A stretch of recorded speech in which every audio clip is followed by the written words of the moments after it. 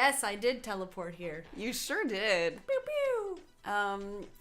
You had a very My day is not busy even day. close to being done. What else do you have today, Cathy? After this, at around like 4:35, I have a Christmas dinner gift exchange thing. But it's not Christmas yet. Yes, but we're starting early. Ah. Because no one has time during the Christmas holidays. Ain't nobody got time for that. So yeah, they're, oh shit, John Barrow. Shit. There will be People are fleetness. here. I wish I had Nightcrawler's powers, actually. That'd be pretty dope. I'd even consider like accepting to be blue and having a tail. Is this a bad time to tell you that you're already blue and you have a tail? It's an excellent time. Merry Christmas! Surprise! Oh, thank you. I was trying to go for a little Harley, Harley outfit realness. I wore red and black, so that also counts. And we are both batshit crazy.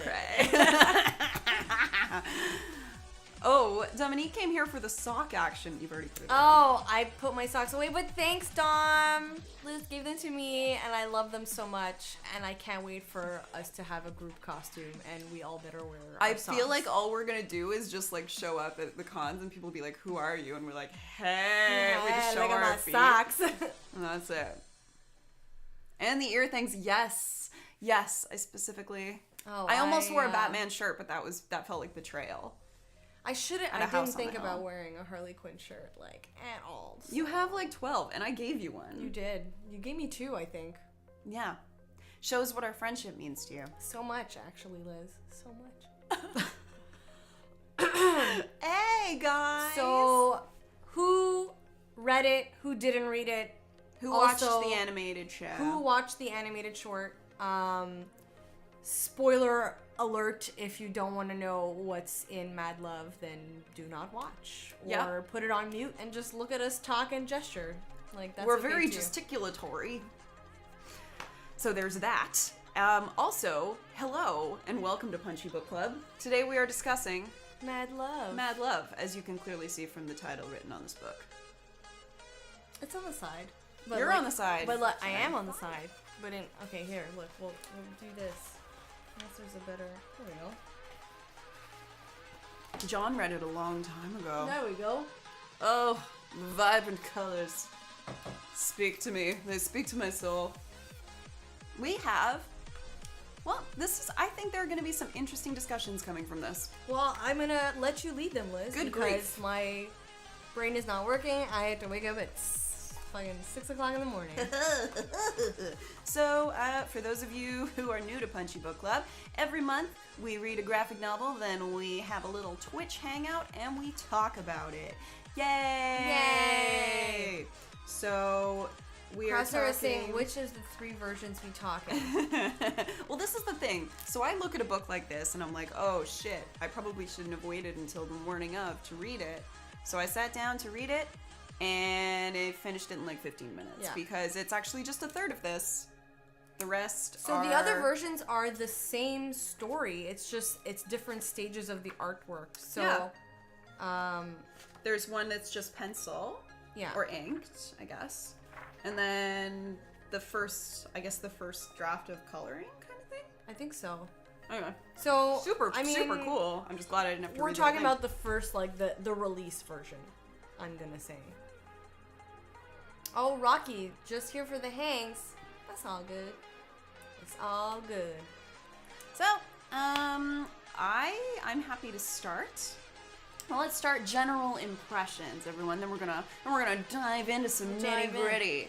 As always, don't hesitate to let us know if there's anything off with the audio, visual, whatever. I really enjoyed it. Yay! I always like seeing the Joker, and I actually knew very little about Harley Quinn in terms of actually seeing her in content. I've more just like heard her. I've seen people cosplay as her, or heard people talk about her, seen people cosplay. I saw Suicide Squad, which I would love to talk about later too. Did you know anything about her origin story? I did, but that's because before we watched Suicide Squad, I like looked up a bunch of stuff, and I'm pretty sure they touch on it a bit in the Arkham games as well. Yeah. So I did know, but what I really liked were there was extra details that I did not know about until I read the comics. So the idea that like she wanted to work in the asylum kind of so that she could write like a tell-all book. Like, the fact that she was after fame, I thought was a really cool. I did not know that. Well, it changes depending on the version. Yeah. Well, like her origin story is like generally the same, but from what I've seen, she's always like she's studied psychiatry and like works at Arkham Asylum. Yeah. The fame thing, I think it's only mentioned in this one, unless I'm wrong. Someone correct me. But wasn't her first appearance was in the animated show, right? Yeah. And then they made this? I think so, yeah. And then it just kind of exploded from there? Actually, I don't know if Mad Love is her first appearance. John, you would know, so tell me. So we will await because your I'm not sure if Mad Love is her. Oh, it is correct. It is correct. Okay. Unless he just meant the So TV that's cool. performance. So I choose to see this as her like, it's not. So correct. it's not, yes. Oh. But she first appeared in Batman the Animated Series, and people loved the character so much that they kept introducing her, and they started the comics. But this comic was before the animated series. Her first appearance was in Joker's Favor. Yeah. Okay. So yes, it was first in the animated series. Yeah. However, it wasn't in Mad Love. It was for the Joker. Yeah. Favor. Okay, cool. So in that case, I kind of like to see this as the quote-unquote definitive origin story until I see something I like more. Okay. That's just how That's I acceptable. choose to interpret it, and until I choose to interpret it differently. Moral of this story is believe what you want. There you go. Depending on the context. Depending on the context. Like, the earth isn't flat, guys. Just saying. How dare you? Dare you? So... Oh, it was a comic before an episode of the series. Yeah. Okay. Now I understand. Now I think I'm figuring out the gist. I guess what I'm saying is I had a very, dare I say, two-dimensional understanding of her character before reading this. I have heard a lot of backlash from people who do not like how her and the Joker's relationship is depicted. This is something that I want us to talk about. Yeah. Over book club. So just starting with the generalities. So I had certain ideas going into it, and I was actually pleasantly surprised. It was much more nuanced than I expected, especially considering it's an animated show, and sometimes animated shows tend to keep things more clear cut, black and white, surface level. There are less subtleties involved. Sometimes. So that's what I expected going in. I didn't get that. I got a lot of depth that surprised me at 10 o'clock on a Sunday morning eating McDonald's. Which is important. Which is important. Which is an important fact. This is very, very important. I was munching on hash browns and reading Mad Love, so now you have that image. Yeah, so I guess what I'm saying is it was short, but it was enjoyable, and it makes me want to watch the animated series all the more if I can just fucking find it. Yeah. Because it's like $1 million on YouTube. $1 million. $1 million. That's all I have to say. Generally. Well, I mean, I've read this a couple of times and a while ago, and it is also my favorite of the origin stories. Ooh. Obviously, the art style is like classic, especially because it's the same guys who did the freaking the show. The show. Mm-hmm. I love this because one, yes, it shows like they have a fucked up relationship, but it does do it in a nuanced way, like you said. I think it's just the beginning of the Joker and Harley's relationship, and how it's always a back and forth type thing. Obviously, it's not a healthy relationship. Like, let's get that right. But I love that she's super go-gettery at some times, but then like she retracts into herself at other times, and like there's this whole dichotomy throughout the whole thing between their relationship and her own feelings of like, I'm getting this done, but oh no, he's gonna be mad at me type thing. So it's a good like first Harley Quinn comic to read. Yeah, and considering how short it was, it did a really there was no missing. Really good it didn't job. feel like there was parts missing or that they skipped ahead. Yeah. And I think what was really nice is that oftentimes my biggest issues with origin stories is that they try to cover too much in a very limited amount of time. When what I often prefer is if they really zero in on a specific event in the character's life, then just by watching that or by reading that one instance, you get a sense for how they became who they are. Yeah. So you don't have to see everything. You don't have to see the whole fucking arc when and end with the finished product. You can see just a snapshot like this, and it tells you everything you need to know. Yeah. And so, has prepared discussion questions. Oh, John. Oh. I'm gonna just mention what Crosshair said. Crosshair, shocking. I think it could have a less Joker and more Harley Quinn, but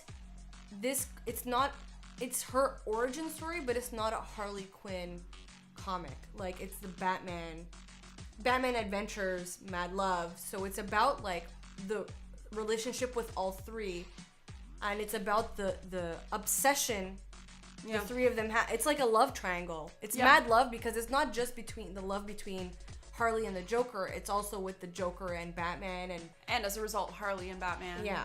So that's why like I was okay because with it not like being super super Harley focused. Yes, it's her origin story, but it's about the three of them, not just one. And I think one of my favorite themes that come up time and time again in the Batman comics, the universe as a whole, is just that none of these characters would exist without the other. Yeah. I love that. Yeah. I love the fact that their fates are inextricably linked. It's true. It's true. It's. I want to hear one of John's discussion questions. Yeah. Tell us, John. Oh, and, okay, so we saw some general points here. So, I think general impression, yay. Fast, a bit short. Lo thought the story was very, very good. She's very, very ill. But that's what I'm saying. That's the dichotomy of the character. Like, you have, like, she's a psychiatrist, but has psychological problems herself. You know what I mean? Like, there's such a... Not, like, it's really black and white. It's like, she's crazy, but she's a psychiatrist. And, like, their relationship is garbage, but, like, they're super, like, she's... Well, and also you find but yourself it's also wondering one-sided. if she would have fallen, like, so completely into that insanity if it wasn't for Joker. Like, could she have lived a... I honestly don't think relatively so. healthy life if it wasn't for Joker? Or would she have become... some kind of interpretation of Harley Quinn with or without him? I think it would have been with or without him, because if you read, I know it's like not the same arc, but if you read the New 52 Harley Quinns, it's Harley Quinn comics, right? So he's in that. Joker is in them, but he's not the prominent character. It's her, and most of the time he's not there, and like she's still a psychopath, and you know what she says is still so typical Harley Quinn, and like. I think it's just he was like the catalyst. Yes. I wouldn't say he was responsible, but he was definitely the catalyst of her coming into her potential, you know? Well, so, it's like in the Shakespeare play Macbeth, you know? Would he have done these things without the witches and Lady Macbeth there to influence him, or did he have it in him all along? That's the thing. I think she had it in her all along. Yeah, because you hear other stories, other Harley Quinn stories of when she's a psychiatrist that she's still like, she's fucked up. Okay, so Lo says, if it wouldn't have worked with the Joker, she would have found someone else to obsess over. Imagine, if you will, Harley focused on the Riddler or the Penguin or Mr. Freeze. It's true. I think that a lot of it came from her first feeling sorry for him, feeling like she could change him and help him, and then he used that pity to turn it around, and suddenly she was in the vulnerable position. Yeah. But she still kind of felt like she was in charge. I want to just, like, before we get into John's question, because I know the part he's talking about. Oh yeah, I forgot about that part. That part really, that threw me. Differently. Okay, how does her sex appeal contrast with other female Batman adversaries? Is it more or less exploitative? Is Harley Quinn designed for the male gaze? Whoa, John, throwing it out there right off the bat. I love these discussions. John, I will pay you $5 to make the book club questions every month. $5 American dollars. Oh, la, la. I know. I think that's a really good question. A really good question. I'm trying to, because John, I think I know what you're talking about. The trading. Yeah, it's very early. Is I'll it? try to find Okay, it. because I can't remember. I was reading along and then that it took me aback. Let's see here. It's right here. Okay. Yes. Where she's like, a D-, sex, an A+. She didn't want to get it studying. It's actually interesting because I think it's in a New 52 one, or it's another Harley one I have, where she's doing stuff like this, but she's not actually having sex with them. She makes like a love potion and like fucks with them afterwards. Like she just makes them like do whatever she wants with her potion / sex appeal, but doesn't actually like put out.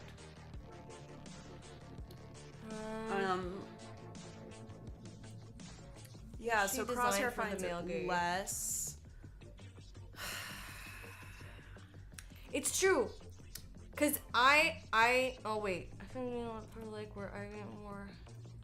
It's weird though because I find it's like yes in this specific I just like scratched my own book. In this specific comic, she is very sexualized. Like you know when she's wearing her nightie and she's with the Joker and like you want to rev up your Harley like that. You know such a distinct line that people use for Harley Quinn. In this one, yes, but she's not always like that. And I feel like she does it when it suits her and not for other people. Yes.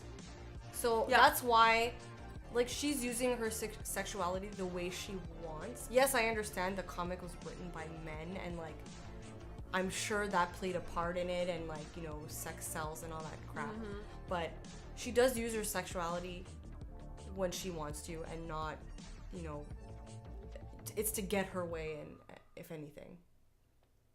Which, I mean, like, all fucking power to you if you want to do that, like. Yeah, I mean, it's not another way for a character to have agency. Yeah, you know? and it's not exploitative, like, in my opinion. Yeah, I think everybody's kind of landing on the same page here. So I think you also answered John's question. Is it possible for sex to be used as a tactic in a way that's thematically interesting as opposed to just titillating the audience? And I think in this it very much was because it showed that agency. It showed her using sex as a weapon, but not her only weapon. Yeah. Because she's also, like, super fucking smart. Like, she may be crazy and has, like, crazy tendencies. She fucking trapped Batman. She trapped the Batman. And that's such a big thing that, like, tips Joker over the edge, like, towards the end, right? Because Batman's egging Joker, saying, like, you know, she came closer than you ever did. No. And he just, like, flips the fuck out. But you take that part away and it's completely true. When has the Joker ever caught Batman successfully? Like, Batman had to play mind games with Harley so that he could somehow get away because he knew if he didn't do that, he was gonna die. Yeah. So it's such the back and forth play of, like, she's crazy, but she's also super smart because she's a psychiatrist and has a degree. Mind you, she, like... A degree that we're not sure how much she earned from actually studying psychology. However, it just goes to show that she has an incredible amount of intelligence, but she's using it in a very unconventional way. Yeah. which people can't predict, which is why she's so dangerous. Yeah. And it's- Because that's something that plays into a lot of the other comics when she's planning like a heist and stuff like that. She's so strategic in the way she plans. Like, it's never fully discussed, her strategy, but like she ends up in these scenarios where you're like, oh my god, like she thought things through like 7 fucking steps ahead of everyone else. So it's kind of nuts. And at the same time, you have her mind that works in a way that's like, okay, Joker couldn't pull off this prank because he couldn't make the piranha smile. But I'm gonna hang you upside down over the piranha tank, Batman. So that way to you, It looks like they're smiling. And you're like, that's insane, but that's also genius. Yeah, that's so I think that's her exactly whole character. So John is saying that what he liked about the portrayal here is that she uses sex, but the reader isn't seeing it. It's not gratuitous. Like, it's for a purpose, and it's not like they're showing like unnecessary things. Which is maybe not the perfect way, but I thought it was super well done. I mean, we're all agreeing on, like usual with these things. Like, I will say that it helps. I wonder how much of it is because she originally appeared in a show that was intended for kids. Yeah. So, in a way, there's only so much they could show. Yeah. And I think that restriction actually did her a favor. Yeah. Because it meant that her first introduction was in this, I don't know, family-friendly environment, I guess. Obviously, with some, fucked upness in there. But, when you're given those restrictions right off the bat, it can help force writers to think a little outside the box in what they're going to do with female characters, especially. So John says she's portrayed as high intelligence, but I don't think she's considered top tier. Yeah, I don't think she's like Riddler level of genius, if you will, but she's still like pretty up there. What else do people say? Bajazz. I like the word bajazz, Crosshair. Some writers get, some don't. Sometimes she's an insane savant. Sometimes she's just eye candy, ineffectual comic relief minion. That's true. And I feel like that depends like what comic she's placed in. Like, obviously in the Mad Love story, it's like about the 3 of them. In the New 52 Harleys, it's mostly Harley. So it's like only about her. But then sometimes when she makes appearances in other ones, she's just kind of like Joker fodder. Almost. Yeah. I want to talk about, because I know nothing about this, I do know that it's a thing, the Harley Quinn Poison Ivy relationship. So what's the deal with that? There's I don't know if it's, is it like straight up depicted that they have sex though? Because I don't know. I feel like it's always heavily implied, but it's never shown unless maybe I didn't read So is it just the internet and the fan community that went nutso with it? Because Okay, I've seen an insane amount of fan content. But okay, but cool. let me tell you. So in the Harley novels where Ivy shows up, it's heavily implied that one, they're best friends that occasionally sleep together, almost like she's her girlfriend that shows up every now and then. Yeah. And especially in New 52, like, Ivy shows up quite a bit, and Harley's like, oh my god, like, are you gonna stay this time? And blah, blah, because I miss you, and all that stuff. So they're, like, really good friends, but there's this, like, sexual connotation and innuendos when they speak to each other and stuff like that. So their relationship is really interesting. And I think it's kind of great that they made this, I mean, I'm gonna say bisexual because I haven't seen her what else she's interested in, but she's such like she's a very open sexuality, which I think is great. Yes. So let's see what seems to happen. Matter more because that relationship is being explored. She isn't just using sex as a means to an end. Yeah, she's doing like, it's another thing emphasizing like she does what she wants with her sexuality, and it's in the end it's always her decision. What else we got? Ooh, being that Harley is Joker's number 1, how can Harley be compared with Robin, who is Batman's number 1? Okay, well, first of all, clearly Alfred is Batman's number 1. Like, let's get this out of the way. However, for the purposes of this discussion question, I think their relationship is different because Batman and Robin is almost like a father-son duo, if you think about it. Yeah. Like he's filling. That's the thing. It's a father-son duo. Like Batman doesn't have kids, and Robin lost all his family, so he's like filling that gap for him. Mm-hmm. And it's more of like a father-son, teacher-student mentality.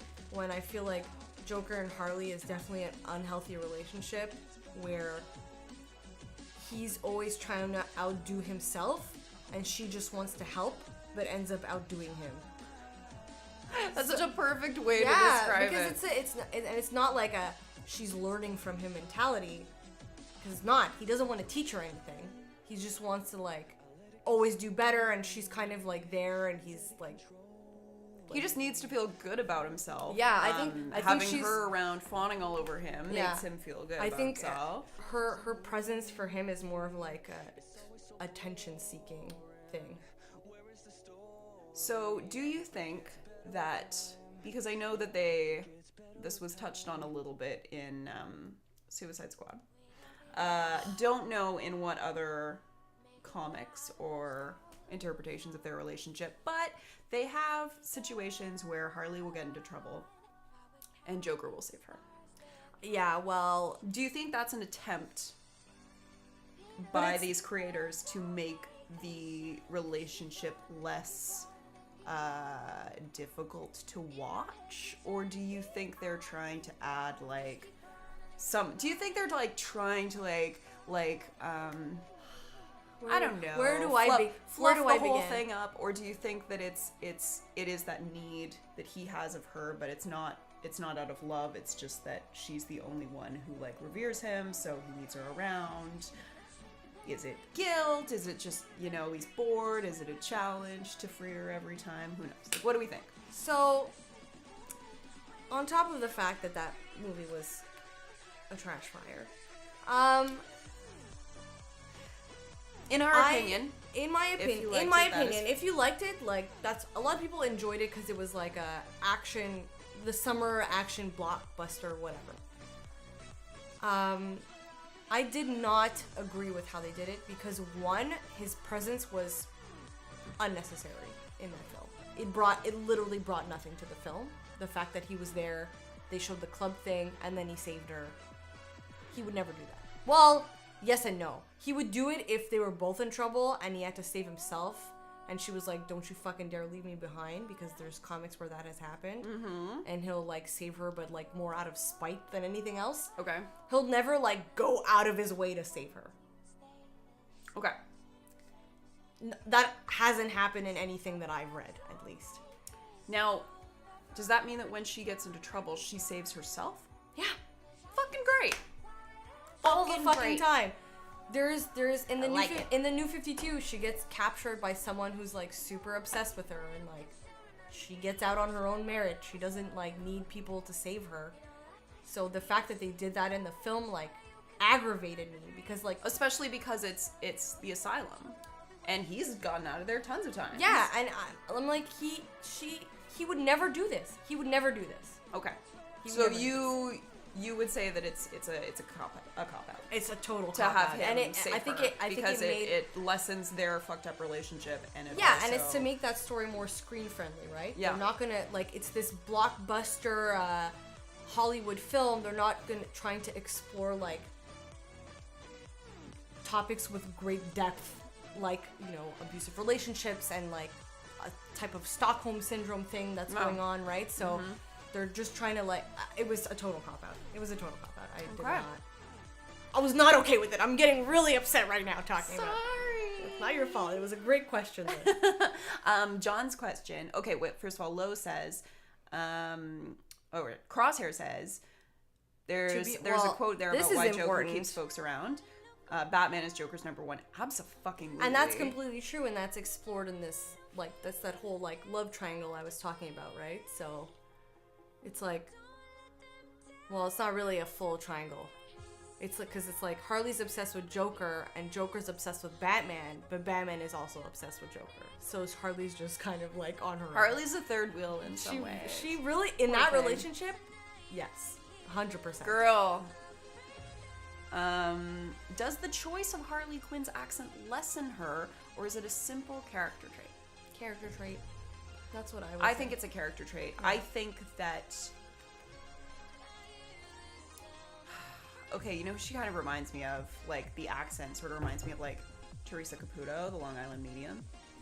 Oh my god. So somebody like that, who is after, like, the fame, Yeah. okay? And you kind of, like... So you sort of have that impression of her going in. And then you find out that there's all this other, like, shit going on with her. Mm-hmm.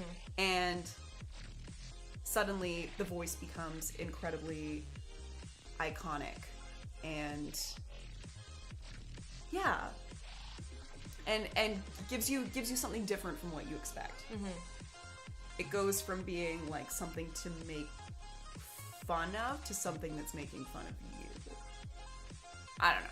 To me, that's what I think. I think that yeah, I don't know. I thought it like turn the tables a little bit. Well, it kind of does like though if you think about it, because she has this accent. That's I don't want to say country, like seemingly trying to make her seem uneducated, but she's actually is smart. Mm-hmm. So it's almost like it's trying to like play down her smartness by having an accent. But honestly, to me, I really just took it as a character trait. Like she's from like not Brooklyn, but like maybe Long Island. I don't think I know. Let's see. That thing kind of screwed the pooch. They kind of put too much feelings in the Joker. Exactly. Yeah. Because he doesn't have feelings. He just does it in fun. Dark Knight is a great way of injecting more depth into the Joker while remaining true to who he is as a character. Are you saying that, or you were? I'm saying that. Okay. Yes. That is my opinion. Agree. I think there are plenty of ways of expanding on a character without lessening the character. I think Dark Knight did it, and Suicide Squad did not. Yeah. When it comes to the Joker. So John says, when the Joker is rushing to save Batman, he's thinking about how other supervillains would tease him for being shown up by a woman, calling him Mr. Harley Quinn, etc. They're villains, yes, but is this panel a lingering sign of sexism in the 90s? I also, stopped at that moment and thought about that. 100%.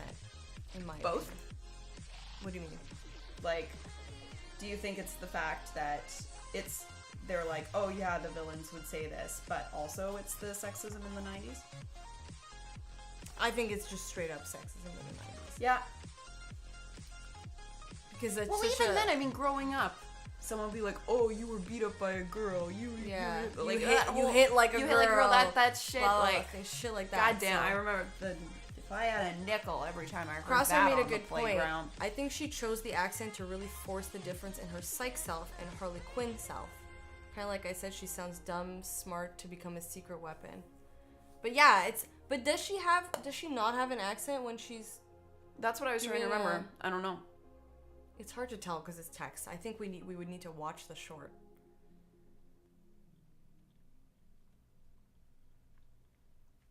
Good question, John. None of the superheroes would manage to kill Batman, but they'll razz the Joker because lady. Yeah. Yeah.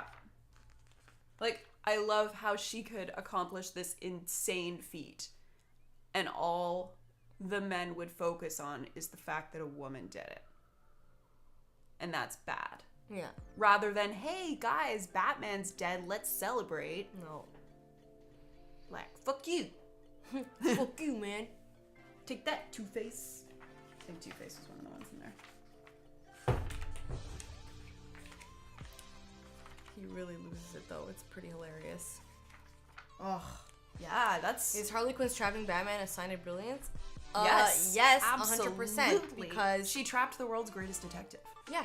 And it's literally what you said before. So Joker's thing, his disappointment was that he couldn't get the piranhas to smile, and she's like, oh, I'll turn you upside down, and that way they'll look like they're smiling, and she just, improved on his plan and made it work, which Joker and can did never... it. And did it. Joker was so busy agonizing over it that he didn't bother actually trying. Yeah.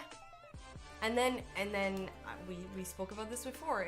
It's like she was there, like he was going to die, and until he like tried to like manipulate her using the Joker, because he knows like that's the only way she could be manipulated. Yes, is by using the Joker.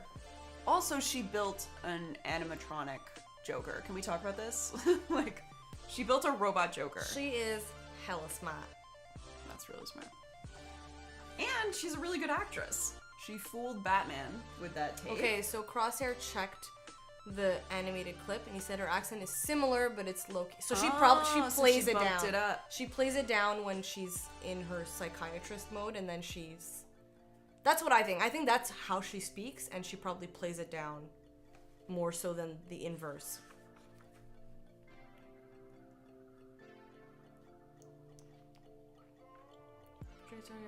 That's intended by Batman gets taken down by sleeping gas. But it's a syringe. She injects it directly into him.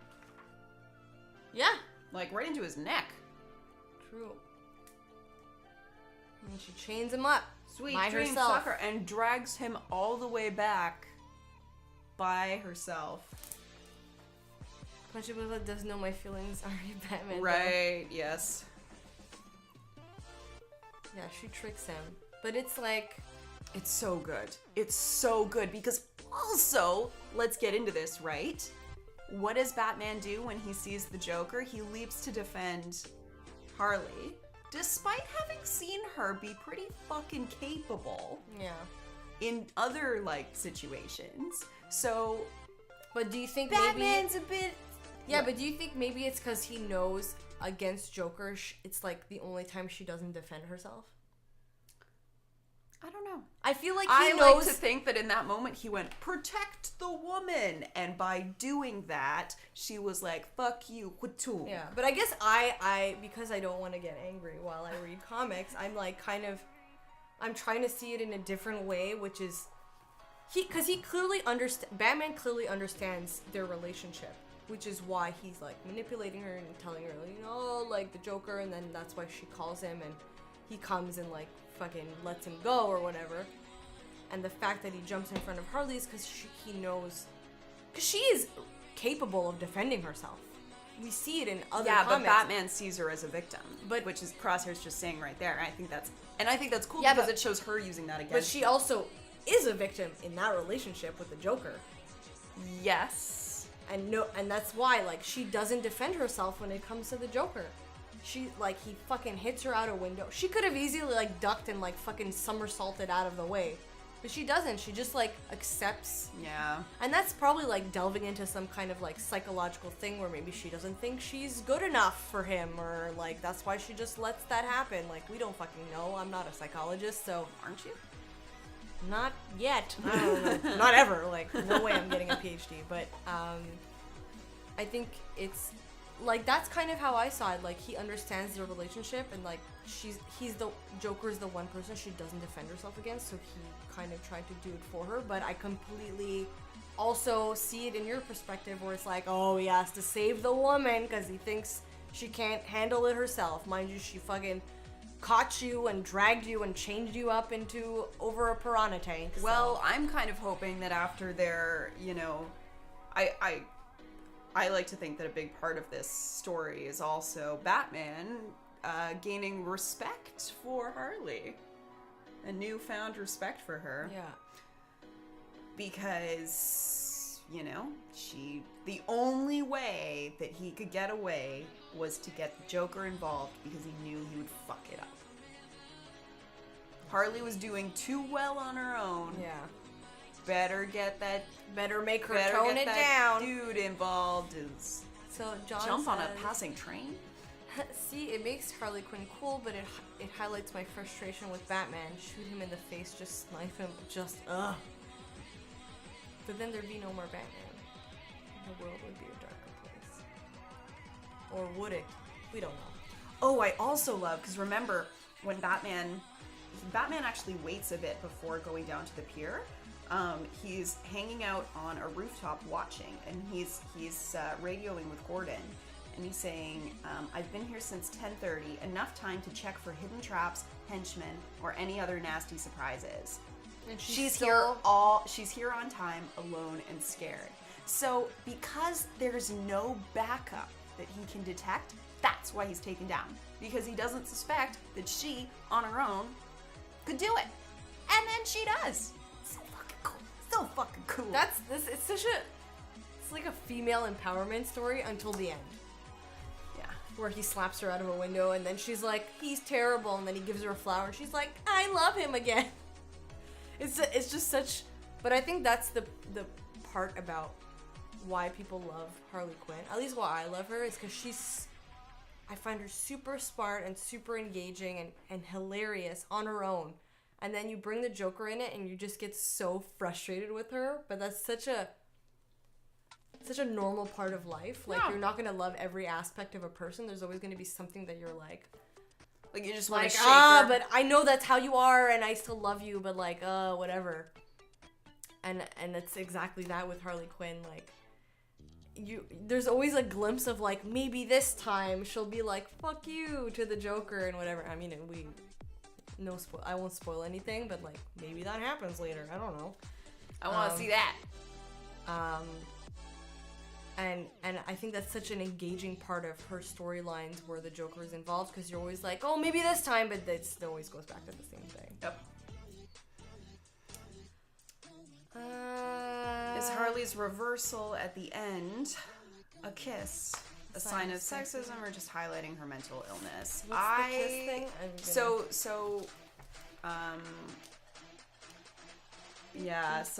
She's in her hospital bed and another doctor comes to see her.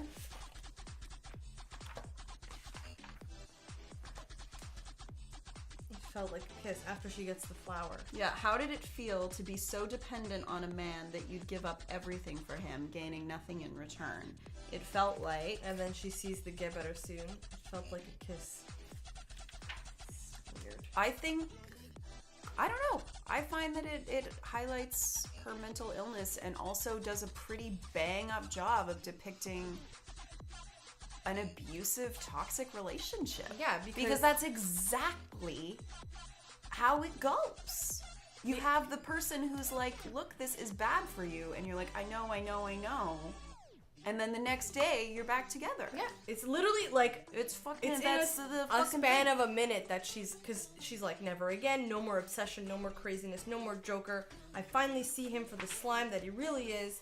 I'll serve my time peacefully, heal myself, and get out of here. I will. And then, the nurse is saying, I hope you learned your lesson, blah, blah, blah. And then, she sees his letter, and like 2 seconds later, she's back in love with him. She's back. It's showing...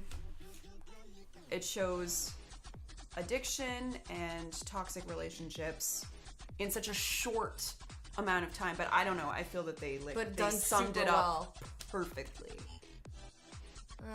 Did folks read the pre-word? No. I did not. I probably did, but I don't remember it at all. How long is that?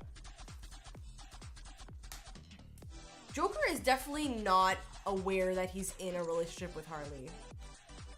Until he does, like, he wants something out of her and then he plays along. Because, even in the scenes where she's trying to, like, make some moves on him, he's totally, like, dismissive of her, and she's not his priority. Batman is his priority. He will chase him till the ends of time, but, he's definitely, like, I think he's aware that she loves him, obviously, but he is definitely not in a relationship. It's a one-sided relationship for sure. Any more questions, John? Pop them in the chat.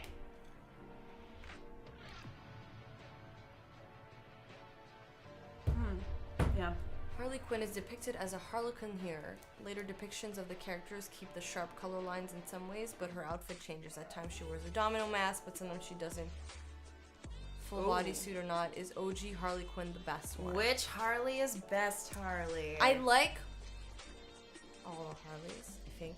I don't know. I love original Harley. Because that's the thing. For me, her depiction here and in New 52 is pretty similar, so I like them both. And New 52 Harley doesn't have the same outfit. She's wearing like, it's more like a casual version of her Harley Quinn stuff. Because she has like the shorts and whatever. And then in the game, she's wearing like in the game she has the skirt with the thing and whatever. In both games it's different, right? She has pants in one and a dress thing in the other.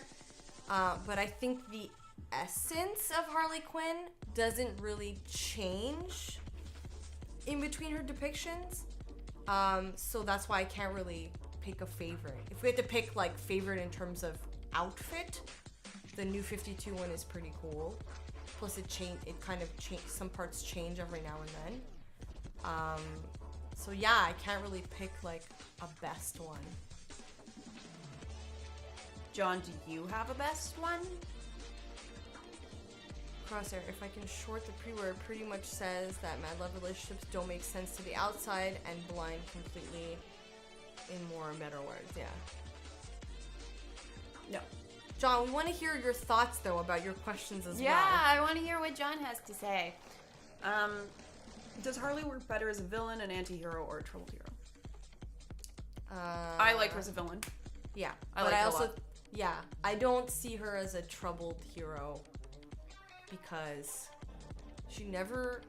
It's so interesting because her focus so much of the time is the love aspect. Like she's very romantic in how she does things. So I love her dreams of having a family, having like 8 kids, and they're all wearing their little Harley and Joker outfits. Yeah, she romanticizes a lot of the things in her life, like her relationship with the Joker and things like that. But in other comics, like she's planning heists and things like that. But in one of the New 52 comics, like there's these 2 detectives and she thinks they should be together, so she kind of like sets them up on a date thing during a heist because like she just has this she loves love, like you could tell. She's obviously obsessive about the Joker, but she also like just wants people to be in love and happy, so she does these things to that end. So it's like she is a villain. I don't think she's a troubled hero, but she's a villain with like a heart of gold almost. Yep. So that's like, it's so funny. Like the things she does like for love is a bit ridiculous. I would like to see her change outfits in store to suit her whims. Well, she kind of does. Like she puts a nightie on like to kind of like seduce whatever. Doesn't she sometimes like dress as a nurse if it's like time to operate? Yeah, exactly. On Commissioner Gordon. Yeah. I don't know. She's always wearing the hat. Yeah, the top part is always the same, but the outfit can change. I don't have a favorite Harley Quinn outfit, but I do prefer the ones that don't have the black-red checkers. It's a bit, tacky. Well, she's never... her original suit is like the 4... I like the checker thing. I feel like that's a very... You like the diamonds? Well, it's a Harley Quinn aesthetic thing, it right? Is, yeah. So, no love for Gotham City style. Oh, yes! Like, it's pinup style. I mean, it's still kind of pinup style here, too, but Gotham City Sirens is, like, full-on, like, pinup-y, and that's totally my jam. So, like, her outfit is dope. Plus, she's, like, an aviator type thing going on for Gotham City Sirens, I think. Harley Quinn versus Twilight Sparkle. Who wins? Do you mean who wins in our affections or who would win in a fight? Yeah. Oh, Crosshair makes a good point. To me, Harley Quinn is an anti-villain. Does all the nice things with all the wrong tools. It's true. Except when she tries to kill Batman. Yeah. Then again. Just a taste and... who would win in a fight? Harley... I don't know Twilight Sparkle as a character super well. It depends on what stage of training Twilight Sparkle is in, because, she's really trying to finesse her magic powers. Also, does she have her friends around, or is she all alone? So if she's at her early stages of her studies, then she's less, refined. Part of me thinks Harley would win, though. I think Harley would kick Twilight Sparkle's ass in the early stages. Yes. yet. Who knows? Who knows? But she's so, like, I think Harley Quinn would fucking own us all if we played Risk. I mean, yeah. Because I think she has such a strategic mind and strategizes everything and is always, like, steps ahead of everyone that, like... It's true, it is a Tara Strong battle. I'm gonna go with Bubbles. Bubbles is a fuck. badass Yes. bitch. Yes, it's true. Especially if Bubbles gets angry. Yeah. You better watch out. Bubble rage. Watch yourself. Doesn't the sparkly pony, she like a meteor? Yeah, the audience wins. That's true. We would all win if that happened, especially if Tara Strong was like fighting herself. Let's not forget that Tara Strong retweeted my tattoo pic. I'll never forget. Love you, Tara Strong. Please watch this video. Hey, Tara. Shout out to Tara Strong for being a boss ass bitch and doing voices for characters we love. We do. Bubbles is my favorite also. Yeah? Of the Powerpuff Girls. Well, I mean, no competition. Well, some people like Buttercup. She's the angry one, right? Yeah, Buttercup is pretty angry. Yeah. My sister's favorite was Buttercup. Makes sense. Yeah, Buttercup's the angry one, not Blossom. Blossom is like redhead. the leader, yeah. Love you, Tara Strong. Please watch this video. Typo, no! I think there's a way to fix it. Yeah, one of my mods can do it. I have a bunch of mods here, so everyone, they'll be fine. Yeah, exclamation point, quote, edit. No, edit, quote, 1053. And then you just put in the correct one. So exclamation, quote, edit, 1053, and then you fix it. This is so complicated. I know. But it's great. 'Tis great! Okay, what else do we need to talk about? We did an hour though. We're pretty good. Let's talk about art because I always love hearing what Lo has to say. It's true about the art. So, no, you do. Hold on. Let's see if I can do it. Hold on. Let's try. Can I do it?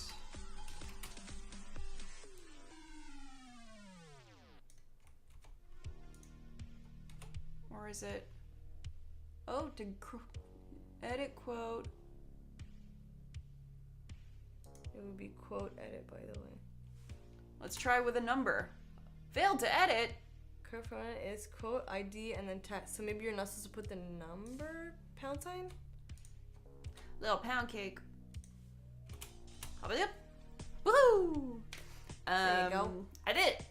So maybe you guys just don't have the abilities. Okay, wait. Lo has stuff to say about the art. Yeah, I want to hear. Because as much as I love the stories, the art I felt did them interesting. I want to hear what Lo has to say. Because to me, it was very. I read it and went. I can imagine this episode of the show. It felt like art that was pulled directly from. Even though this came first, right? Before the show? Or this came? Yeah. It felt like an episode. It felt like an episode of the animated series. It didn't feel like the art would necessarily bring a whole bunch of extra material if you read it versus saw it as the show. So this is the layout, and then the colored part is the color guide for it, and they added notes and stuff, which is pretty cool. She started this way, says Jarne. She was born this way, and maybe it's Maybelline. We don't know. Yeah, they were Paul Dini and Bruce Timm were the original peeps. Started with my fave and such. I didn't have to think about it. Looked at it too much and was very puppy. Oh, okay, so what Lo says is kind of what I was trying to explain, but he did it way better than I did. This felt color story for a show rather than a comic book proper. I don't think that's a great idea. Really? But it's interesting, and I'm wondering which one you read, Lo, because if you, like, the two other parts, so there's, like, uncolored panels, which is the original layouts, and then you have, like, the original coloring for it with the color guide and notes. And, like, I'm gonna read some of the things. So, like, on this page, it's a panel, and then there's, like, a bunch of notes for the color. So, to Rick Taylor and our color separator person. General color notes. This is love it. Notes that Bruce Timm gave. Basically, I want to keep the color as simple as possible. I feel a lot of the new computer separated books are way over rendered, the image books being the worst offenders. In particular, I really hate that hard edged gradation that Olaf and Kyoto use so often. Please try to keep gradations as smooth and airbrushy as possible. Best of luck, thanks for the help. Then he says, like, attention, to get this lighting effect on the Joker, I'm going to need to change the line art. Call me. See, so, like, eyes and teeth are the palest yellow. They're never, like, actually white. Oh. Joker's lip theory. Sometimes I don't bother putting red on his lips. Sometimes I put it in just one color. What Lo says, that's the pencils guy telling the color guy how to do his job. Never do that. Oh, I love it. It's true, because you should give, like, let the professionals, let the specialists take what you've given and provide their interpretation of the materials, because you never know what you're going to see. And then there's always time to edit stuff later, but you could miss out on something if you place But I think all these orders, this rigidity to it right off the bat. I art. No, I don't. So yeah, it's just a bunch of notes about the art. But I don't know. I really like this art style because it's like simple, big blocks of color with shading. To me, it's more like, I don't know. To me, like, seeing things like this is like so much more engaging when it's simple, because you take in the action more. I would hold up as a comparison Old Man Logan as being like the opposite. It's so because even this, like, you know, like this page, there's so much going on here. I'm trying to like hold it so it's not.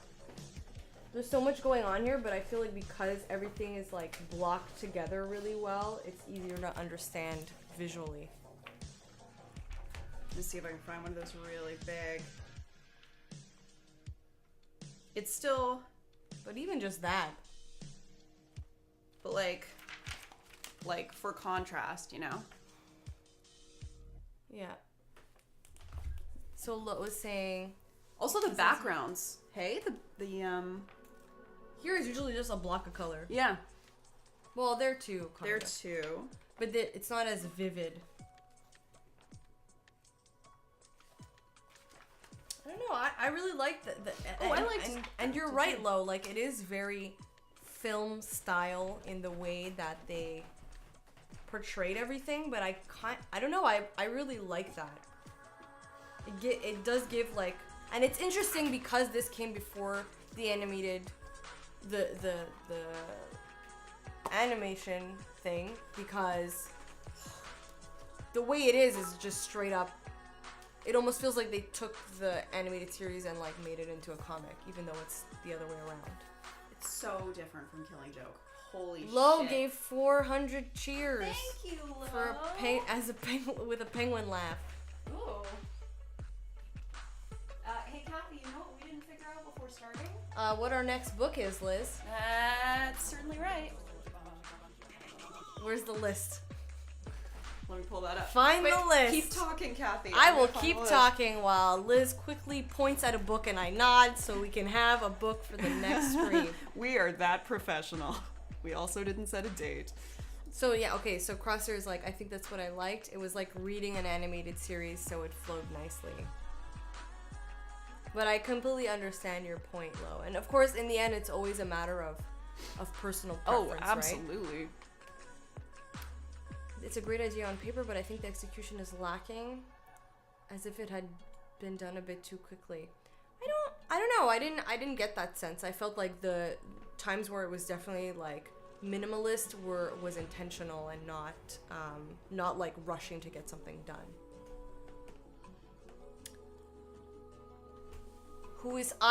extremely hyped for Samurai Batman. Here is the first thing.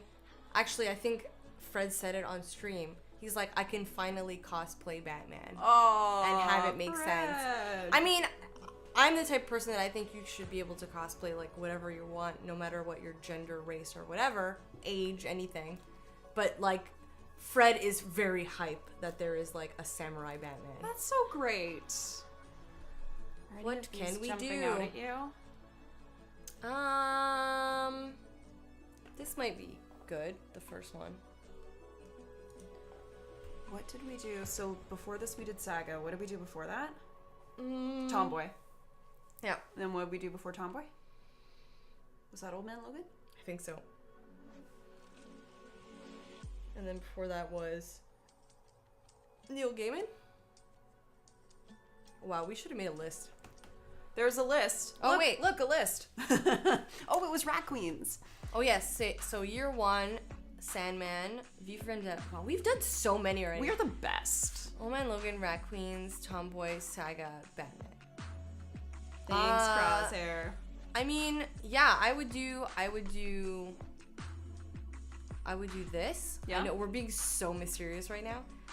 I would do this because we haven't done that, and it's kind of like. Actually, it's not coming up, so never mind. Or I would There's also like one of these guys. Hey. Have we done a Marvel?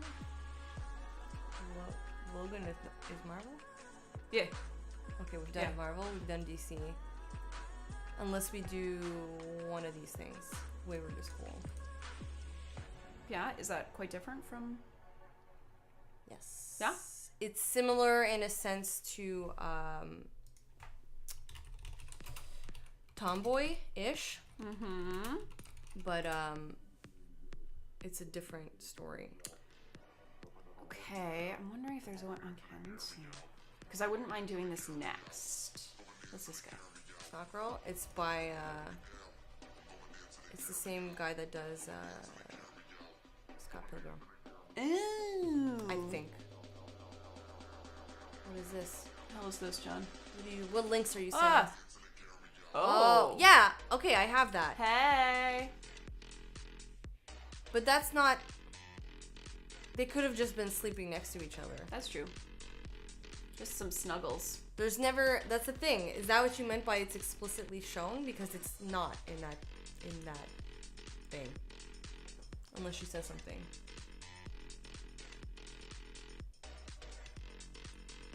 Little psycho.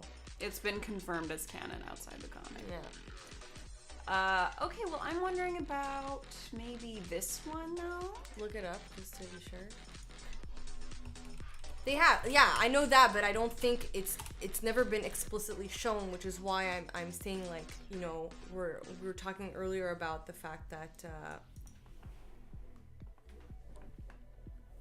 it's the same, and the art is by a new person. I kind of want to try it. Let's do it then. And look how fucking cheap it is. That's the digital. Yeah. Oh, even Look printed. at those cheap. So issue 1. Yeah. Want to say do it? it, man. Yeah. All right. And the artist is a female, I think. Well, at least, yeah. Let's just make sure, because that's kind of cool that we have that also. She. Perfect. Huzzah! All right, everybody. Oh, we need the date. Let's choose a date. We're the worst. It's I because we know. spoke too much. It's because I know, 'cause we were haven't seen- chit-chatting. Yeah, but it's because I haven't seen Liz in a while. Apparently since I cut my hair, which is fucking weird. That is weird to me. So we have to catch up. Okay, We didn't I plan propose maybe this one or this one.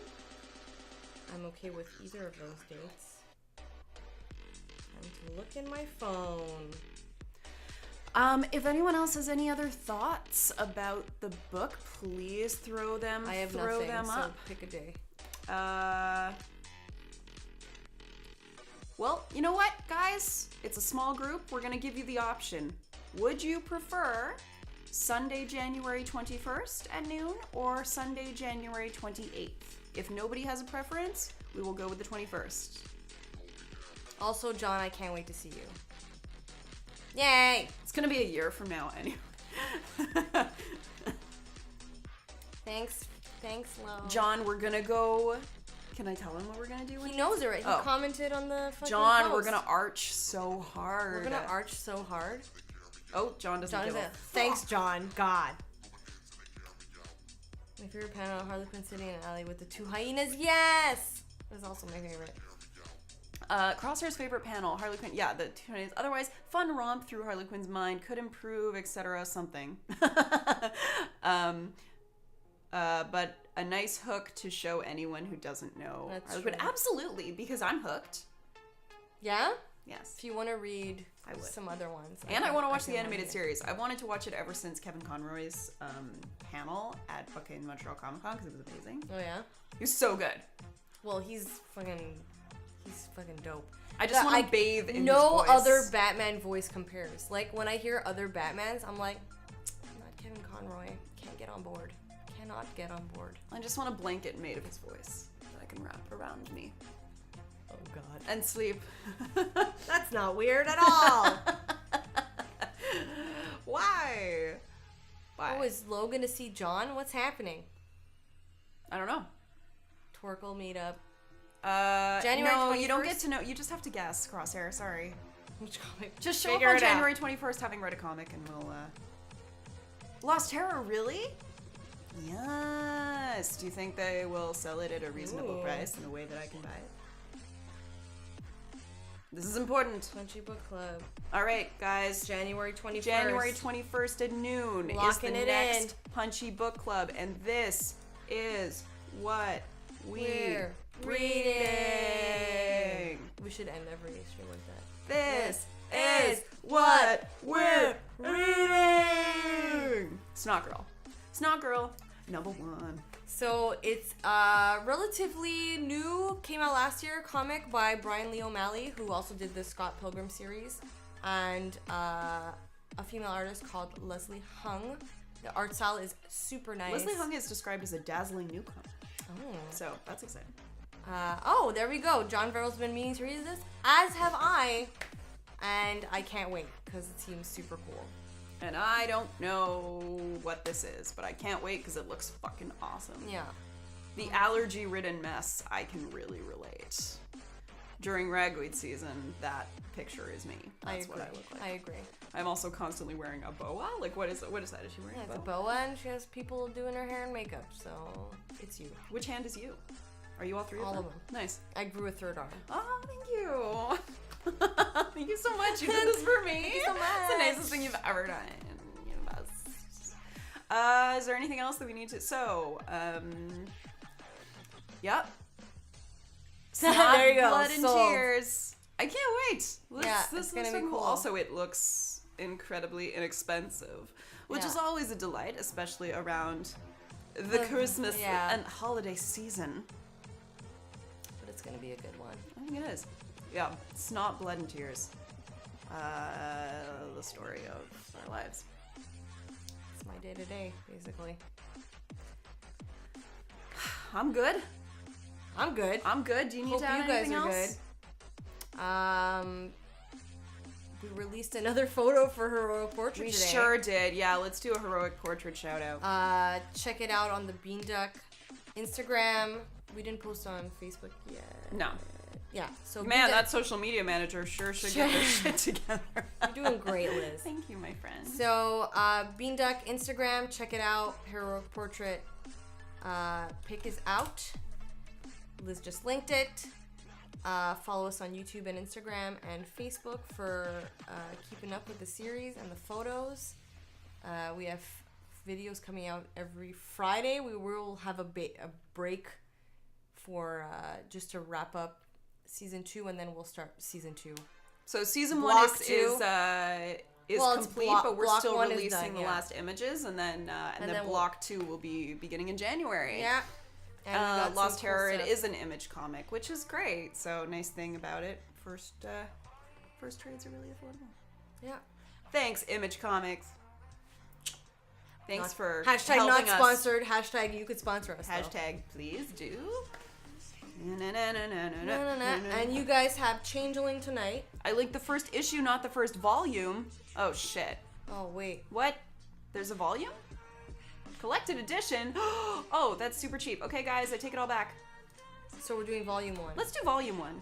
We're gonna do volume 1 because for a couple of extra dollars, you can get so much more. Okay, so I lied to you. It's not issue 1, it's volume 1. Thank you, John. Snotgirl volume 1. It's not that expensive. It's snot. It's not that expensive. Expect all the snot puns on January 21st at noon. We will be on talking this Twitch channel. Snotgirl. Yeah, so Changeling. Green hair, don't care. Can we dye our hair green for it? We wear green wigs. Do you have 2? I have none. Fuck. I guess we're getting some. Hey, rock pants. So yeah, Changeling tonight. Yes. Sorry, I was too busy hugging myself. Yes, Changeling tonight at 6 on John's channel. And then what do we got coming up this week? Monday. I'm not doing anything. Scott is streaming tomorrow. It is my final Neale stream of... Ooh, not necessarily, because I might stream on the 30th. But... Unless we go arching. Unless we arch so hard on the 30th. Yeah, but then I'll stream around the arch. Okay. Or I'll stream the arch. Ooh. Either way, there will not be a Punchy stream on Friday. Many tears. There also will not be a Punchy stream on the 29th, but I'm going to try to... Is there any people stealing Probably. steel streaming? Keep an eye out for the steel streams. It will not be me. Just saying. We don't like... I don't like the Punchy time slot going unfilled. I'm sure it will be. I'm sure it will be promptly filled by someone. Ew. Thanks for joining, Cathy. You're very welcome. As always, Liz. this was delightful. Thanks for all the Twitters, except 23rd to 20th. Thanks for stopping in, everyone. Enjoy Snotgirl Volume 1. Yeah. And I will be reading it on the plane. Happy holidays. Happy In holidays. case we don't see you before then. Be safe. Drink the nog if you're into that. Nog if it you're up, not, as they say. drink something else. Eat all the things. Enjoy your loved ones and your time With them.